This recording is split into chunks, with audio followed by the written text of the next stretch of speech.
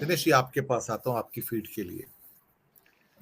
ये जो स्वाति जी ने बात कही कि वहां पर बीफ का issue, even BJP chief openly वहां पर बोले, बार बार बोले कि yes I am a beef eater, और यहाँ पर स्लॉटर हाउसेज हैं और यहाँ पे गाय भी काटी जाती है, लोग खाते भी हैं। That is our way of life here, you can not stop it. कहता है बाकी इंडिया में क्या होता है मैं नहीं जानता, लेकिन मेघालय में या नॉर्थ ईस्ट में इट्स ए कॉमन प्रैक्टिस।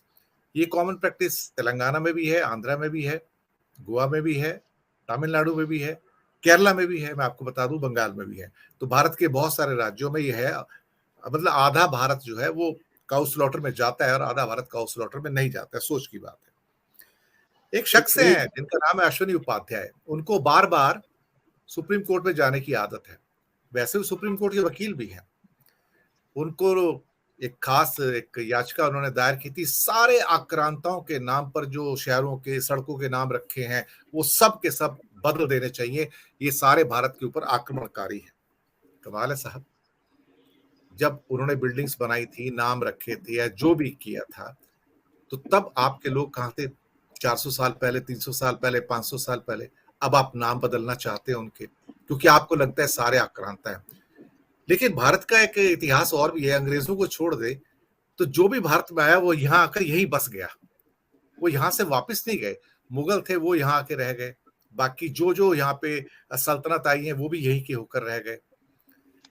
और तो और जो अमीर खुसरो आए थे वो भी यहीं के होकर रह गए। उससे पहले जो बाकी लोग आए थे हुन कुशांस, उनमें से भी बड़ी संख्या यहाँ आए और यहाँ बस गए। तो उस समय कुछ सीमाएं तो होती नहीं थी, पासपोर्ट होते नहीं थे, कोई ऐसा तो कोई चीज होती नहीं थी आपको वीजा लेना पड़ता है। तो सभ्यताओं का विकास तो ऐसे हुआ है। और ये सोचना कि हम ही हम हैं और वो कुछ नहीं है और हमारा ही राज था, ये हमारी ही दुनिया थी, हमारा ही भारत था। तो भारत भी नहीं था उस समय। तो भारत तो 1947 के बाद आया। उससे पहले तो एक कंबाइन नाम जो पहली बार इस खित्ते को दिया गया वो मुगलों ने दिया, सरजमीन हिंदुस्तान। उससे पहले तो हिंदुस्तान भी नहीं था, दिल्ली सल्तनत थी वो। लेकिन इस ढंग के जो स्टेटमेंट्स आते हैं, इस ढंग के लोग कहते हैं सारे नाम बदल दो, सड़कों के, शहरों के, इसके उसके। आप इतिहास को नहीं बदल सकते ना। इसलिए सुप्रीम कोर्ट के जज ने कहा था कि आप पास्ट का प्रिजनर बनाना चाहते हैं प्रेजेंट को और फ्यूचर को। That is not possible and you can't do it. ये धर्मांधता है दिनेश जी। इसी पर मैं आपकी टिप्पणी चाहूंगा, आपकी सोच, आपका विचार। सबको नमस्कार। अभी मैं सुन रहा था, स्वाति जी ने बहुत अच्छा विवेचना की है नॉर्थ ईस्ट के इलेक्शन की। मुझे जो लगता है ये जो सब चल रहा है बीजेपी के सर्कल्स में, ये मैम ऐसा नहीं है कि हिंदुत्व या इसकी बात बिना वहां पर किए। अब बीजेपी या आरएसएस का जो एजेंडा मुझे लगता है that is to retain power at any cost. तो उसको फॉलो करने के लिए do in Rome as Romans do वाला जो फ्रेज है वो बहुत फिट हो गया है। और ये लोग अब पॉलिटिक्स ऑफ कन्वीनियंस ही कर रहे हैं। जहां पर जो चीज ठीक लगती है, जैसे यूपी में हिंदुत्व काम करता है तो वहां वो हिंदू की बात करेंगे वहां। लेकिन जब हम अभी बात कर रहे थे बीफ की, तो India was one of the biggest exporters of beef. Sir और अब भी उसका है, हब, सर हाँ, अब भी है। और उसका still India's biggest exporter of beef in the world. तो उसका हब है सहारनपुर, दिल्ली के बगल में, वो साउथ में नहीं है। तो मतलब आप ये देखिए कि क्वांटम हम बात करते हैं। ये लोग जब वहां पहुंचे, इन्होंने बीफ की बात नहीं की, इन्होंने उसकी हिंदुत्व की बात नहीं की। वहां पर क्रिश्चियंस बहुत प्रोमिनेंस में है। लेकिन कुल मिलाकर अगर आप देखें तो जो ब्लेंड है इंडिया का, कल्चरल ब्लेंड जिसको बोलते हैं, डाइवर्सिफिकेशन जो है इतनी, उसमें उसमें जो यूनिटी है जिसको हम पीछे हम पढ़ते और बोलते रहे हैं कि यूनिटी इन डाइवर्सिटी।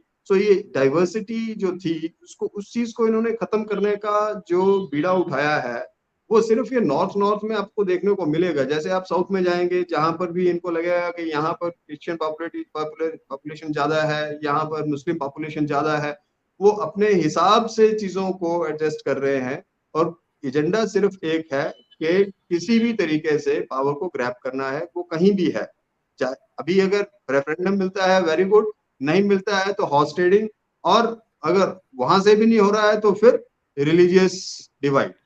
तो country in totality is heading towards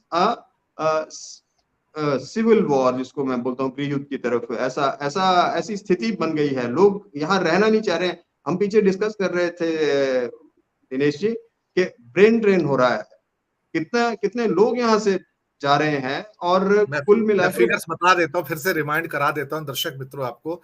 पिछले साल रिकॉर्ड 7,70,000 यंग स्टूडेंट्स भारत छोड़ के चले गए स्टडी करने को, और अधिकतर वापस नहीं आएंगे। 1 लाख से ज्यादा प्रोफेशनल्स, डोमेन एक्सपर्ट्स, टेक्नोलॉजी की और मैनेजमेंट के, सीधा उनको पीआरशिप मिला और वो देश छोड़ के 2022 में चले गए। और 8,000 अरबपति बिल्कुल उनको माना बिल्कुल बिल्कुल जाता है जिनके पास कैश में करोड़ों रुपए बैंक के अंदर पड़े रहते हैं। प्रॉपर्टी के अलावा उन्होंने भी भारत छोड़ दिया, और उन्होंने भी गोल्डन वीजा लिए और दूसरी पीआरशिप ले ली। जी, मुझे मुझे मुझे हैरत इस बात की होती है कि इंदिरा गांधी की शादी फिरोज खान गांधी बन जाते हैं, तो उनसे होने पर वो अभी तक एक्सेप्ट नहीं हो रहे हैं कि वो हिंदू हैं। लेकिन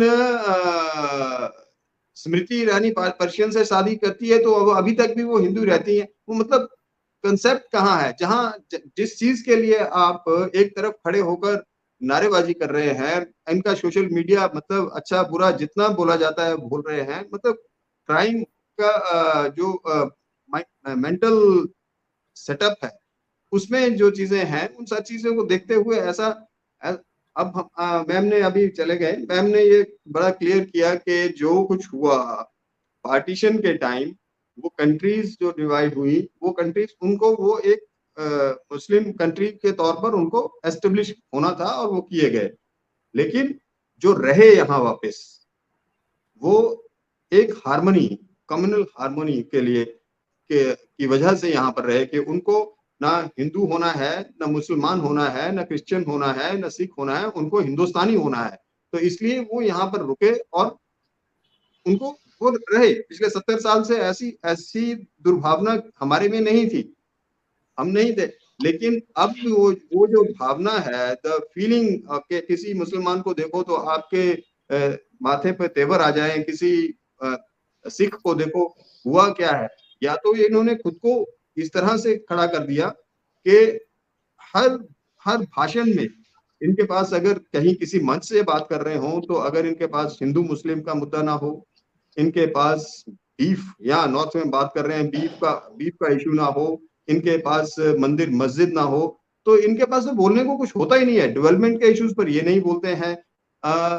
जो इशू है आपके यूथ जिसके लिए लड़ रहा है इस वक्त, बेरोजगारी के साथ इनका कुछ नहीं इनको बोलना है, इन्फ्लेशन के ऊपर इनको कुछ नहीं बोलना है, इनको किसी भी डेवलपमेंट इशू के ऊपर या कंट्री को आगे ले जाने के किसी बात पर ये बात नहीं कर रहे हैं। ये देश को कुल मिलाकर एक ऐसी आग में झोंक रहे हैं जिससे शायद निकलना बहुत मुश्किल होगा आने वाले वक्त में, अगर संभले नहीं तो। मुझे दिनेश जी अभी तक तो यही